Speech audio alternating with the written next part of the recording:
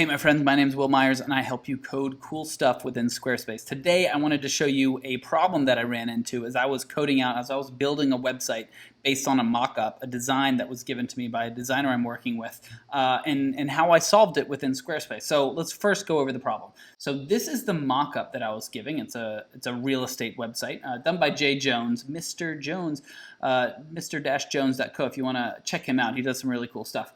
But here's the problem. Down here, we have this social block down here, right? And we have a title right above it with the title social. However, as I'm building this out in Squarespace, there's way too much space. I've added this as a social block right here and a text block right above it. However, there's no way within Squarespace to reduce the space between these two items. So I went about coding a solution, and I wanted to show you what that was and how you can use it in one of your projects. So let's jump into that right now.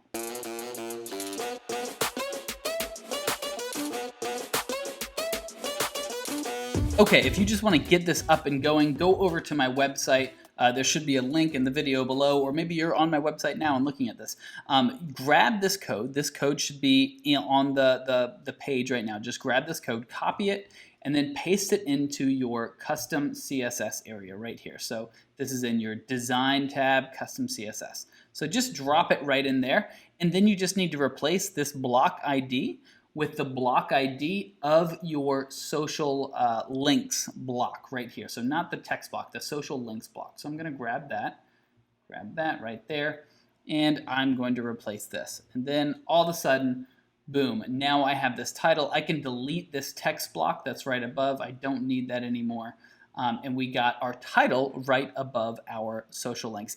Feel free to edit or change any of these styles below. Change the content if you want this to say something else. Change the title, what that might be, and add any other styles you might want to match whatever style you want for the title there. This works for me, but it probably won't work for you, so use something else. All right, so this next bit, I'm going to walk over this code and how I built this. So let's jump into that now.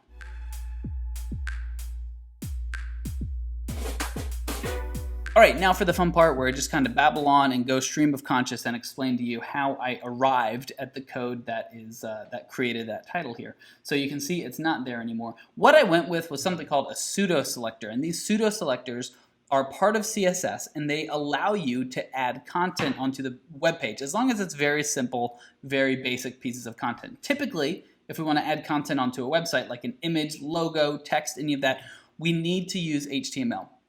However, there are a few small cases where you can add little bits of text using using CSS, and that's using a pseudo select or a pseudo element. Pseudo element is what it is. So that's what we're going to do. Right above our summary block here, I'm going to add that social title. So first, I need to jump into the web inspector and look at the code because I need to be sure I'm targeting the right thing. So I'm going to grab my little selector up here, target our nav list. And really what I want to do is right above, right within the block. So right up here, we have our class with an SQS block. That's how I know I'm targeting the social links block. And then right within it, every single block has this. This is just a Squarespace structure thing. This isn't all HTML. So I'm going to target the specific block ID of this block. I'm going to grab that. You could use this, our little ID selector thing here, but I'm just going to grab it. Since I'm in the web inspector, I'm just going to grab it right there.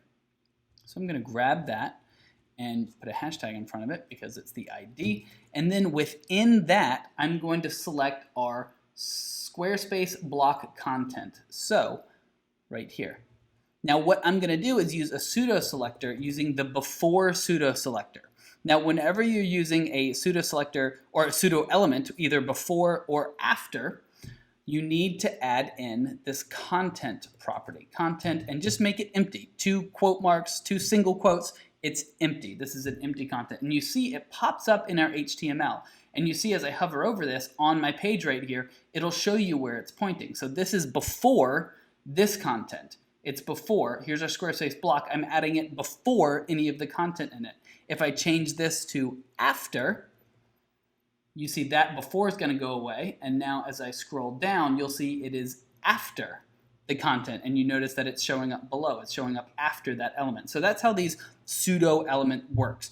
pseudo elements work. You only have the before and after one. So that's what I was saying earlier. It's a bit limiting to use CSS. You want to jump for HTML if you are adding content.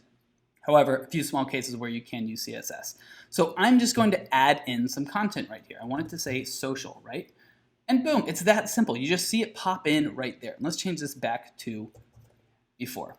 However, this isn't the right spacing between these two items. It's also not the right styles. I want it to match my H4 right here. So I need to style this up a little bit. So I'm gonna make a couple line breaks here. And let's target one of our title, our H4 elements.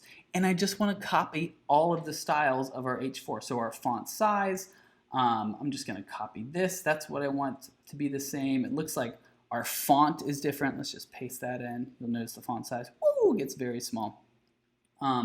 Might need to change that, we'll see. I want to change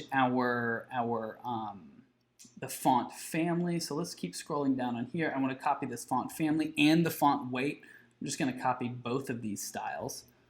And I'm just looking at whatever we have over here and just copying that. Oh, you know why? So this didn't work because, long story short, sometimes code in here, whenever you use our calc function, you have to add a little squiggly and a single quote right before and a single quote after whenever you use our calc functions. That's just a little thing you got to remember within our custom CSS area specifically. I teach more about that in my CSS course if you're curious. Now we need a couple other things. Let's do text transform to make it uppercase. That's something that's important. Let's add some letter spacing. It looks like spacing maybe 2 pixels. Is that about right? It looks close. It might be 1 pixel. That's probably about right. And then let's add some margin bottom. Maybe that is 12 pixels. Let's just play around. I'm just guessing and checking. Oh, so margin bottom. Why is it margin bottom? What if I said 50 pixels? Why is this not working? That's kind of crazy. We should have some margin showing. Well, it's not working because the default display property of our pseudo selectors is just inline. And inline elements do not, the margin and the padding of them, I think the padding too, let's play around. These properties, they aren't, I guess that does sort of work a little bit. The horizontal padding works. Vertical padding, there's no vertical padding. There's not 50 pixels of space here. And that's because it is display. This is the default. Display inline is what it is. So we would need to change this to display inline block. And now when it's display inline block, we can use these box model properties like margin and padding to add some more spacing. So let's change that to 12. That looks a bit right. So there we go. So that's what it is. The code on my website that you copied earlier might look a little bit different from this because I update that. Depending on any bugs that anyone tells me there is or anything else that might need to change. But here is kind of the base code and how I got there. So hope this helps. Let me know if you have any other questions, and I hope you have a fantastic day.